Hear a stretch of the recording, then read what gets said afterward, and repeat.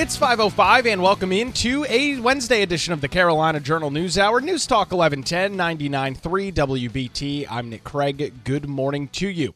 We are tracking this morning some changes coming to the state health plans starting next year.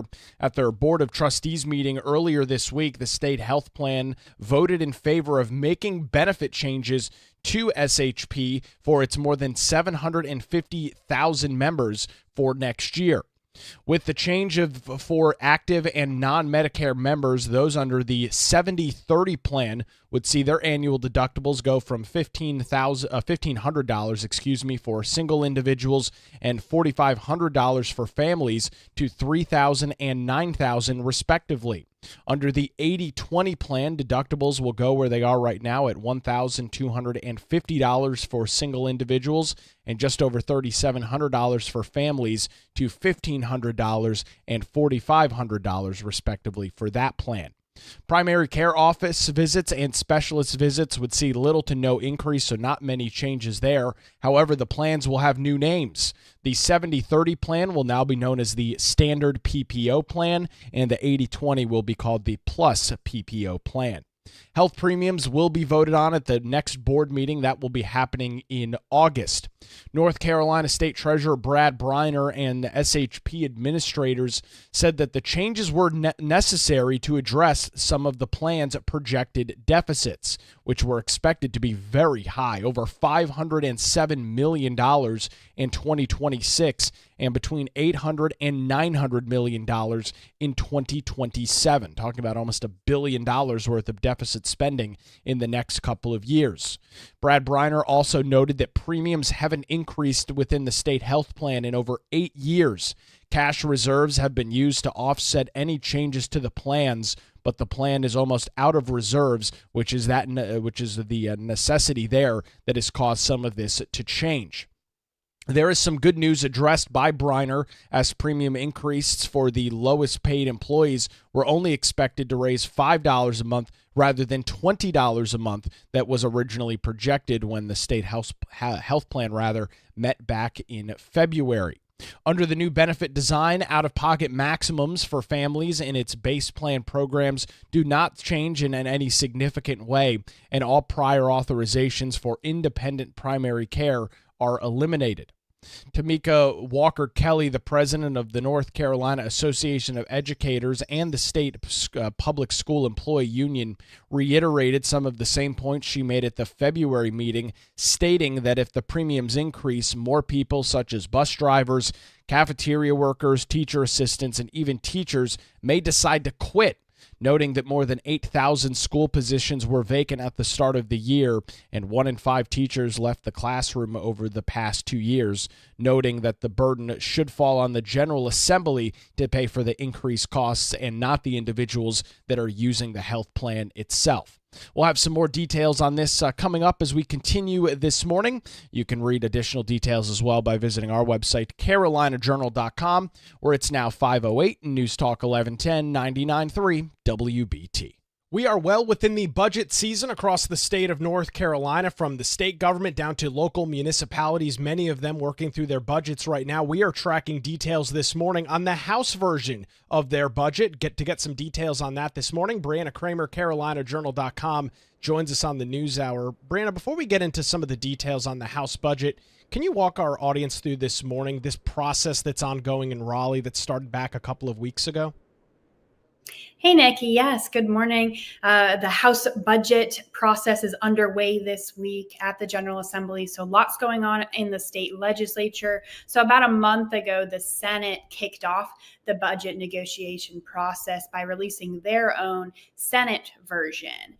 And so they released that, they passed it through their chamber last month, and now it's time for the House to release their budget proposal. So, we're talking everything from state employee salaries and teacher pay raises, all kinds of funding initiatives. Everything for the next 2 years is in this budget. So the fiscal year starts on July 1st. So the goal is to have this done by the end of June. Now, typically that doesn't actually happen, and they run a few months late, but that still remains the goal as of now. And so the House right now this week has released their budget proposal, and it's going through the committee process. They're reviewing it. Republicans are putting forth their initiatives in this bill on the House side, and they are actually expected to vote on it Wednesday for a full chamber vote. And then after that, that's when we get into the negotiation process between the House and the Senate. So both chambers are Republican controlled. So really what it comes to is what is in these budgets. And actually also of note is that the total is the exact same. So it's not about the total amount that's being spent. It's about the fine details of where this money exactly is going. And so we see some similarities between the House and the Senate, and then some differences on what they want to fund going forward as well. Well, and I'm glad you bring up that point because, folks that, especially maybe individuals that are new to the state of North Carolina and just getting involved in the political landscape here, Brianna, they may be well aware that the Republicans control the Senate and the House, but just because it's Republican majority in both chambers doesn't inherently mean that their priorities and their spending policies are set to be exactly the same. Yes, that's right. Not everything, and we see that laid out within these budgets. Not everything is the same. The Senate budget is 400 and some pages, and then the House budget, I believe, is over 500 pages. So these are lengthy proposals in both chambers. So it's funding for the basics of state government that need to be funded moving forward. Healthcare, all of the different executive agencies, and everything you can think of that is managed by the state government. But then you see also politics within some of these proposals, some policy initiatives. I think the Senate had a little bit more of the policy angle, or some of their bills that they've had this session, they kind of incorporated right into their budget because the budget must pass. And so they're going to negotiate in the House and Senate, and then they'll send that over to the governor. And Governor Josh Stein will be tasked with either approving it or not. But of course, at the end of the day, the budget needs to get passed so that the state government is funded for another 2 years. And Brandon, before we get into some of the details on the House budget, one of the key differences has everything to do with the size of each chamber. The Senate is significantly a smaller legislative body than the House is. And they often say, many more cooks in the kitchen. You've got more people that are vying for different amounts of funding in the House version. I can only imagine that leads to some of the differences as it relates to these two budgets. Yes, that's right. There are a lot more representatives on the House side. And so there are a lot more people to work with. The Republican caucus has to come together for closed door meetings to discuss what their priorities are going to be. And also worth noting that Speaker of the House, Destin Hall, this is his first year as Speaker. We had Tim Moore as the previous Speaker, and he moved up to Washington. And so now it's kind of all eyes on Speaker Hall to see how he will, use his experience to work across the chambers with the Senate President Berger to negotiate a deal with the budget. Let's get into some of the details. Teacher and state employee pay, Brianna, has been a big political hotbed issue going back at least a decade here in North Carolina. The House budget seems to prioritize some of that. What's their plan look like this morning? Yeah, so teacher raises would definitely go up quite a bit under the House's version, and that is not exactly the same with the Senate. So it would provide for state employees, we'll start there, a 2.5% across the board pay raise for state agency employees, community college staff, and UNC system personnel. And then for teachers would see first-year teachers a substantial raise across the state. By the end of the biennium, first-year teachers would be making $56,593. So that's a big increase. The average would be an 8.7% increase. So this is really an interesting area to key on because this is where the House wants to direct a lot more funding than the Senate. The Senate plan offers $4,151 per month for a first-year teacher. But under the House plan, they want to offer $4,800. So that's a big difference. Definitely something that's going to have to be negotiated on in the coming weeks between the two chambers. And then another thing to note is that master's pay would be restored under this House version, which rewards teachers who have pursued a graduate program. We'll talk about what the North Carolina House is planning for tax cuts across the state of North Carolina as we continue the conversation with Brianna Kramer coming up after this. You're listening to the Carolina Journal News Hour. Where it's now 5:15, News Talk 1110, 99.3 WBT. Some wet roadways out there this morning. Let's get a look at traffic with Boomer Von Cannon. Thank you, Nick. You got us.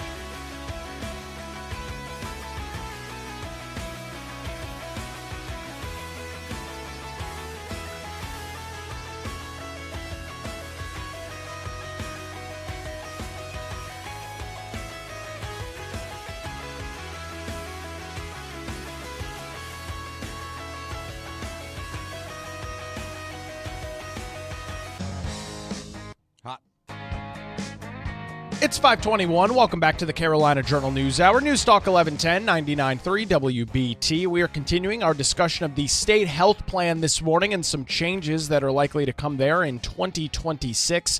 This all coming from an SHP meeting that happened earlier this week. The executive director noted that both the state and House have agreed to make 5% contributions in their budget proposal to the state health plan to deal with some of the solvency issues there. That's up from where it was last year at 3.3% in the fiscal year. The 5% equals approximately $500 million over the biennium. The executive director commending their efforts and actions given some of the ongoing needs in western North Carolina and the devastation from Hurricane Helene and some projected budget shortfalls over the next couple of years. With that, also some additional changes coming to the clear pricing program. That will end in its current form on December the 31st and will evolve into the preferred primary providers for primary and specialty care. So some changes going in there for the clear pricing program. Also, some new benefits coming to the state health plan, including a couple of programs that are specifically looking at members in rural parts of North Carolina that do not have access to a vast swath of primary and specialist care facilities available, and also very little changes as it relates to Medicare Advantage plans offered through the state health plan as well. No pricing changes there except for some of the out-of-pocket pharmacy maximums going from $2,000 a year to $2,100 a year, so not a significant change there, and some changes coming to the ID cards as well. We've got a lot of different charts and graphs from the state health plan meeting that did take place earlier this week. The next board meeting is scheduled for August the 15th, where they will determine premiums. That is set to be a very interesting meeting. Open enrollment for members will take place October the 13th through the 31st of this year. We'll continue to track the details. Encourage you to go and read everything that we've got this morning. A lot of charts and pictures over on our website, carolinajournal.com. The headline, State Health Plan members to see increased deductibles and other changes in 2026. Teresa Opeka's got the story over on our website, carolinajournal.com, where it's now 524 News Talk 1110, 99.3 WBT. Continuing our deep dive this morning into the North Carolina House budget, which came out Monday night. We are joined this morning by Brianna Kramer from carolinajournal.com. Brianna, we were talking about pay for teachers. That seems to be a main priority for the House budget writers. However, one of the big priorities for the Senate was taxes, lowering not only the corporate income tax level, but personal income tax levels across the state of North Carolina. What do House lawmakers have to say about that? Yeah, the House and Senate definitely are differing on their tax plans for North Carolina. The House wants to slow down the pace of income tax cuts that have been scheduled to take place in the state for the next few years.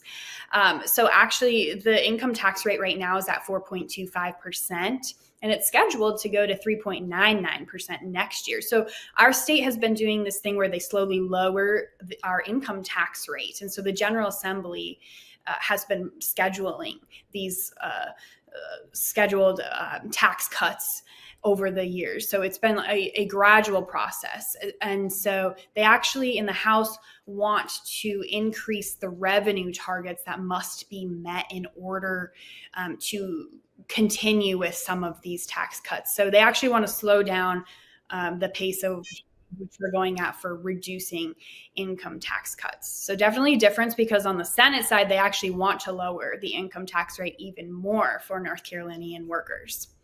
And this has, of course, been a big policy issue for Republicans. You go back to the General Assembly circa 2010, 2012. They've made a continual effort to continue reducing some of these tax rates. Brianna, from what I've heard, folks that are against continuing this reduction claim that the state can't maintain itself with its spending and some of its programs if these reductions continue. However, proponents say you make the state a more friendly environment, not only for business, but for regular everyday citizens and their personal taxes. You end up making up the difference anyway. Yeah, that's right. There's concerns, especially from Democrats. They have not been in support of continuing income tax cuts. But in the Senate, they say that we do have the revenue to do that. The House side was saying that with inflation and population growth, we need to increase our revenue triggers because of those two things. But you know what? They actually did provide a couple more enticing tax breaks that they definitely wanted to let the public know about even early. They advertised these last week. And one of them would exempt the first $5,000 in tips for service workers. And then a different provision would be to reinstate the back to school sales tax holiday weekend. So they were pushing these on the House side. This is in the budget, and they were promoting these as tax breaks for North Carolinians. But speaking with some fiscal policy experts, they said though these targeted cuts may have political appeal, they fall short of the broader tax policy that's represented by the Senate's proposal of further reducing the personal income tax rate to 1.99%. That's the Senate's proposal. So definitely different areas that they're targeting when it comes to taxes. And obviously, we'll watch the negotiations go on there. NC Innovation, Brand, is something that we've chatted about over the last couple of months, some controversy related to that. Does the House budget have anything to do with NC Innovation at all? Yes, it does. The House budget directs NC Innovation to transfer back to the state $500 million that had been previously allotted to this nonprofit group. NC Innovation was originally intended to bolster commercialization of research across the UNC system. So this is actually an area where both the House and Senate align. They both want to take back NC Innovation's money and repurpose it or slowly give it back to them. So on the House side, the House adopts a more aggressive stance, and the Senate proposes reclaiming NC Innovation's $500 million endowment and then returning $100 million to NC Innovation over 4 years via annual appropriations. So the Senate will slowly give it back to them, but the House calls for recouping the full amount and then permanently severing ties with the nonprofit. So actually, the $500 million in this House budget would go to Hurricane Helene recovery efforts. And that is a whole other topic we'll have to talk about at a different time, but they are planning to also introduce a bill this week to provide additional relief to Western North Carolina in a hurricane relief bill. Well, all of this wraps up in the fact that the state of North Carolina is in a relatively good financial position. It's been a rough couple of years economically, not only for states, but for businesses and general consumers and producers. However, the state made efforts back over a decade to really be smart fiscally. They've got some big time savings reserves. Many of those have been dipped into over the last couple of years due to things like Hurricane Helene, other natural disasters that have affected the state of North Carolina. What does the House budget have to say in regards to some of those savings accounts? Yes, they have been fiscally really responsible, making sure that they have saved up money in these savings accounts. So the state's savings reserve balance has decreased from $4.75 billion to $3.61 billion since Hurricane Helene, due to all the funding that has gone to helping Western North Carolina recover. So both the House and Senate recommend replenishing the account to its pre-Helene level by allocating more than $1.1 billion in fiscal year 2026. So they are aligned on this as well in both the Senate and House. So it's definitely going to be part of the final package we get. Brandon, as you mentioned there at the top, we will be seeing likely a vote on this today in the North Carolina House. For individuals that want to get some more details, maybe read through some of the facts and figures this morning, where can they go and do that? Yeah, you can head on over to carolinajournal.com and we will have the latest there. Brianna Kramer joins us this morning on the Carolina Journal News Hour. Where it's now 5:30, News Talk 1110, 99.3 WBT. Time for another look at the roadways on your Wednesday morning commute with Boomer Von Cannon. Hey, thank you, Nick.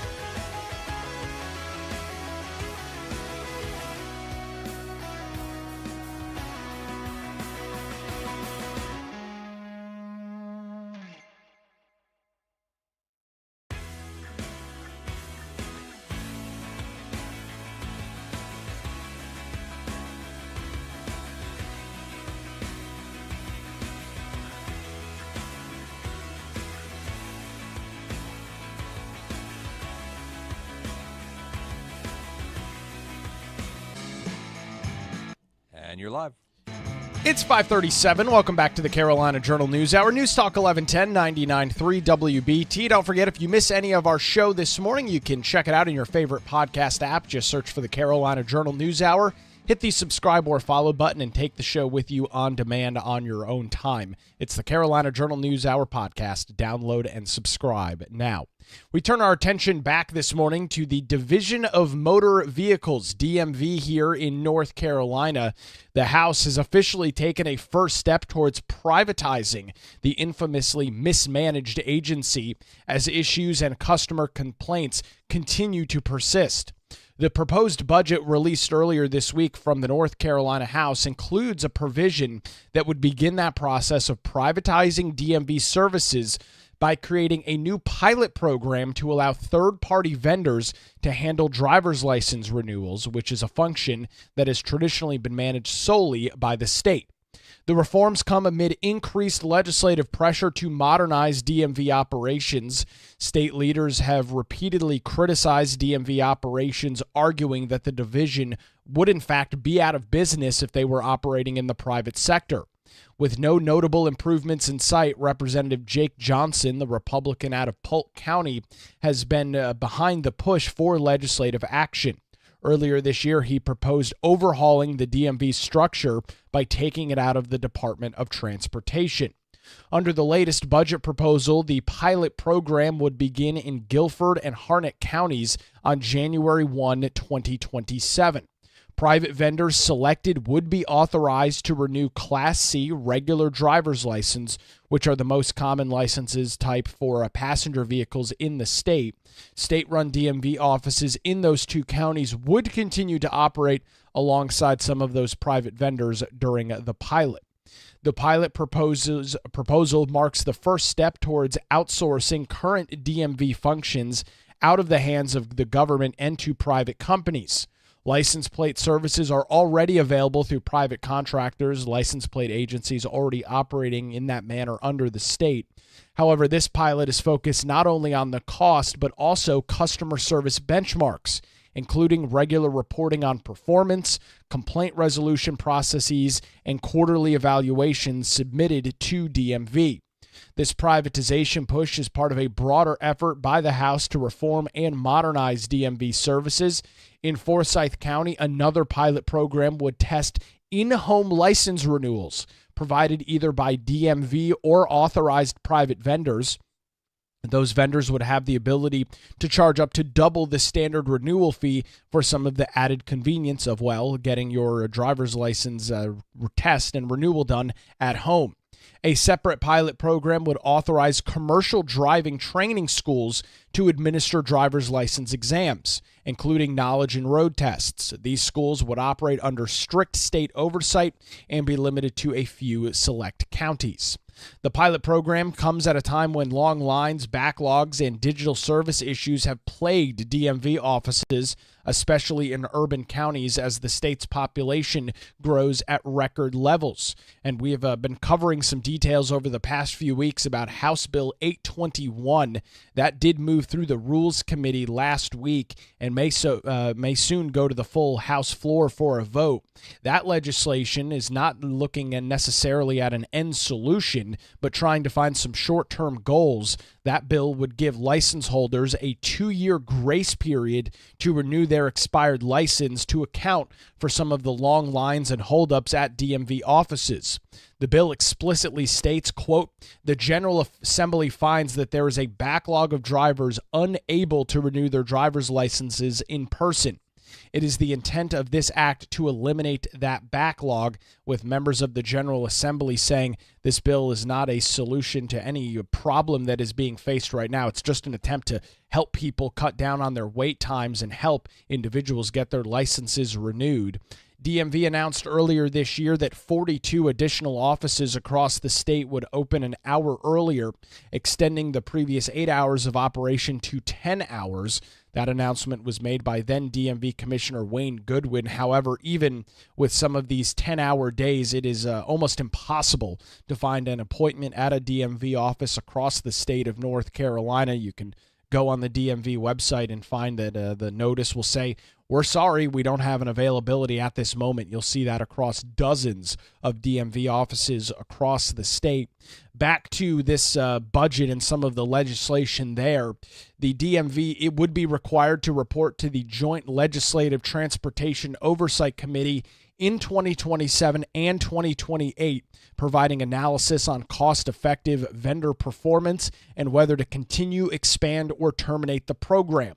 The pilots, according to lawmakers, could lay a groundwork for broader reforms across the DMV system, but with built-in sunset clauses expiring January 1st, 2029. Lawmakers are leaving themselves room to pull the plug or make changes permanent depending on the performance. With private vendors not set to begin operations until 2027, the budget provides additional short-term aid to the DMV during this time. During a press conference yesterday, state leaders pointed to additional ways that they are trying to address the problems. The budget would also provide $800,000 in the fiscal year 25-26 and $1.85 million in the fiscal year 26-27 to help the Department of Transportation create 61 new driver's license examiner positions. Additionally, the DMV may hire up to 30 new administrative specialist positions to support its customer contact center. The proposal also supports DMV's IT modernization efforts, including electronic credentialing for commercial driver's licenses and a new system to track and report license activity by county. Legislative leaders hope that some of these changes will alleviate the DMV workload and cut wait times for North Carolina drivers. This has unfortunately been a long-term problem for the DMV. Obviously, lawmakers in Raleigh getting an earful from members of their various counties and cities that they represent. They are looking to make some pretty substantial changes. We'll continue to track the progress not only of this potential 2-year grace period to get your license renewed, but as the House and the Senate, as we talked about earlier this morning, come together for the reconciliation process and try and hammer out a final budget deal to send to Democrat Governor Josh Stein's desk what some of these changes look like. We'll continue to track the details not only here on the Carolina Journal News Hour, but over on our website this morning at carolinajournal.com, where it's now 5:44, News Talk 1110, 99.3 WBT. Another look at the roadways on your Wednesday morning early commute with Boomer Von Cannon. Hey, thank you, Nick.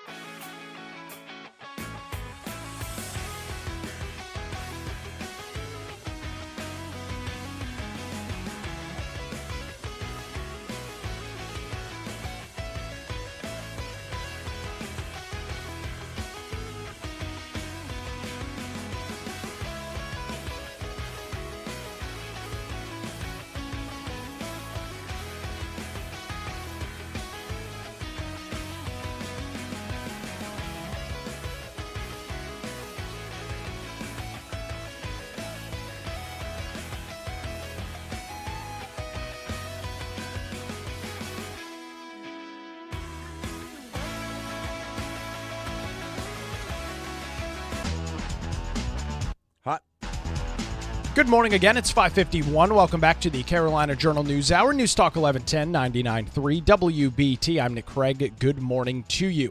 We are continuing our coverage this morning of the North Carolina House budget proposal that coming out earlier this week, and we are expecting a vote from the full House of Representatives in Raleigh today.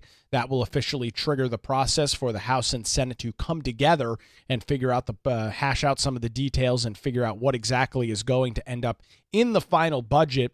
Looking at some of the top line details this morning, the House aims to bolster pay for many taxpayer-funded jobs, and to do so, House leaders plan to reallocate savings from government efficiency efforts like defunding DEI programs, which they say will bring in over $10 million in the biennium. With that, there was also some amendments yesterday in which they also instructed agencies to cut a percentage of vacant government positions, especially those that have been sitting vacant for quite some time. House Speaker Destin Hall, the Republican out of Caldwell County, said, quote, "We're committed to investing in the people who invest in North Carolina. From raising salaries for teachers and state employees to cutting taxes and slashing bureaucracy. We're focused on getting the greatest return on North Carolinians' hard-earned tax dollars while putting more of those dollars back into their pockets."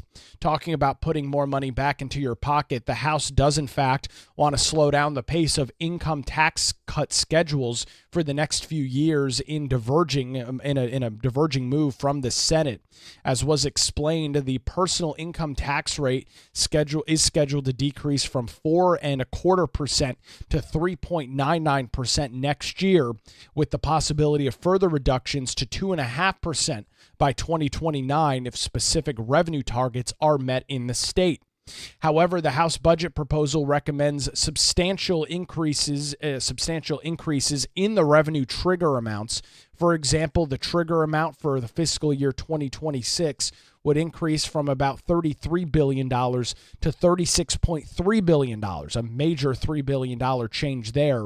In contrast, the Senate's proposed recommended eliminating the triggers to 2.99% and implementing further trigger-based cuts down to just 2%.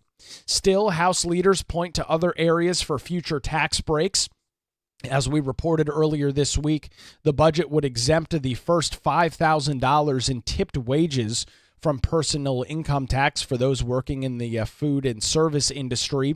Leaders also wanted to reinstate the back-to-school sales tax holiday weekend that would take place as well. Joseph Harris, who is a fiscal policy analyst over at the John Locke Foundation, noted, though these targeted cuts may have political appeal, they fall short of broader tax policies represented by the Senate proposal for further reducing the personal income tax rate to just 1.99%. Taking a look at some other changes in the budget and some other money being spent in line with disaster recovery, the House, like the Senate, wants to replenish the savings reserves that have been depleted, at least in some part, through recovery aid to help Western North Carolina. Joseph Harris noting, quote, "Since Hurricane Helene, the state's savings reserve balance has decreased from $4.75 billion to $3.61 billion. Prudently, both the House and the Senate recommend replenishing the amount to its pre-Helene levels by allocating more than $1.1 billion in the fiscal year 2026. A significant item included in the House budget that the Senate passed through is a new children's hospital. The Senate allocated $638.5 million to North Carolina's first children's hospital, which would be a partnership between UNC and the Duke Health System. With that, also, the House budget calls for redirecting more than $500 million given to NC Innovation, a group that was tasked with finding ways to privatize research coming out of various UNC system schools for regular business environments, redirecting nearly $500 million to fund ongoing relief and recovery efforts for Hurricane Helene. According to the Senate Appropriations Chair, Representative Dean Arp, he said, quote, "We evaluate every area of the state budget, cutting wasteful spending wherever we found it to fund significant pay raises for our teachers and other state employees with no tax increases. What we have proposed is a sensible, credible plan that invests in our people and reflects the priorities of the people of North Carolina." House Republicans did hold a press conference yesterday morning to discuss the budget in more additional details. 3 committees also voted on the budget yesterday, and as I mentioned, that floor vote is expected to come forward as early as this morning, and that will kick off the process. Now, with the House and Senate both having released their proposals, the 2 chambers will meet to negotiate on a final budget that they will send to Democrat Governor Josh Stein. Once the House passes its budget, the Senate is expected to vote not to concur. With that, it will set up a conference process between the 2 chambers. They will meet to negotiate differences before finalizing the budget that they send over to the governor there. So with that, we are going to continue to track of very many of these details, as there are some substantial differences, specifically dealing with tax policy and teacher and state employee raises between the House and the Senate. There's a lot at stake here for House Speaker Destin Hall, his first term as a speaker, dealing with some very tricky budget negotiations. Also for the brand new governor in Democrat Governor Josh Stein. This will be his first budget session and meetings as well. So a lot that we'll continue to track in the coming weeks. You can read additional details on not only the House, but the Senate budget this morning and how this process is set to unfold over the next couple of days by visiting our website, carolinajournal.com. Well, that's going to do it for a Wednesday edition of the Carolina Journal News Hour. WBT News is next, followed by Good Morning BT. We're back with you tomorrow morning, 5 to 6, right here on News Talk 1110 and 99.3 WBT.